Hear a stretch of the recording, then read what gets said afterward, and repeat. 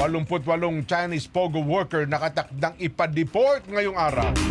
Ibabalita yan ni Jim Tejano. Jim, good morning! Yes, Jensen Nelson, good morning. Nakatakda nga ngayong araw ang deportation ng 88 Chinese national patungong Beijing, China.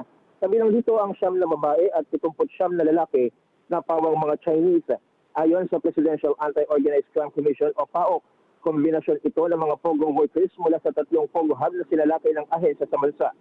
Kabilang dyan ang Zone G1 Technology sa Mambantarlac, Tourist Garden Hotel sa Lapu-Lapu City, at 3D Analyzer Information Technology sa Pasay City.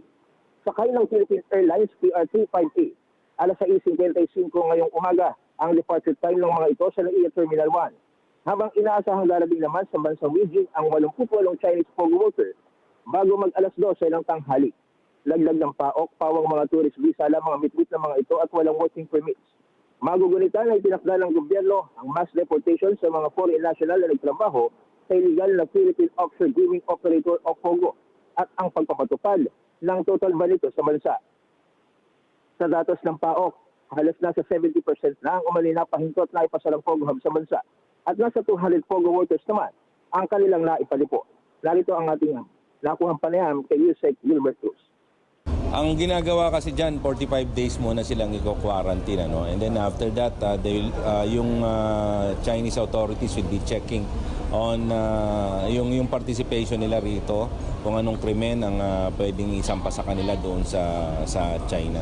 Well, ito yung kinatatakot nila, no? Yung ma-deport sila ng diretso sa China. Kasi nga, doon kasi they are not treated as victims.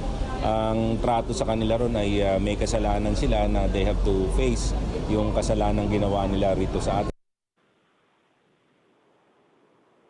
Kuya Nelson, nilinaw rin Undersecretary Gilbert Cruz kanina nung ating siyang makausap ay siguro sa mga susunod pang linggo o sa mga susunod na buwan ay magkakaroon ulit ng deportation doon sa mga natitira pang POGO workers.